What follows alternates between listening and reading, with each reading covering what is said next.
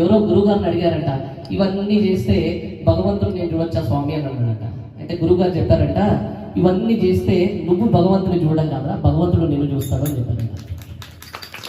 నువ్వు భగవంతుని చూసినంత మాత్రాన భగవంతుడికి ఒరిగేది ఏం లేదు, కానీ భగవంతుడి చూపు ఎప్పుడైతే నీ మీద పడుతుందో నీ జన్మ ధన్యం అవుతుంది, నీకు మోక్ష మార్గం వైపు అడుగులు పడతాయని చెప్పారంట గురువు గారు.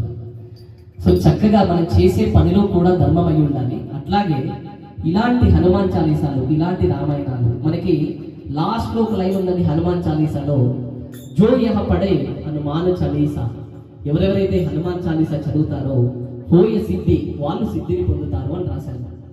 కానీ జస్ట్ చదవగానే సిద్ధిని పొందుతారంటే కాదు, మనం చేసే ప్రతి పనిలో అడుగులో ధర్మం అయి ఉండాలి అది.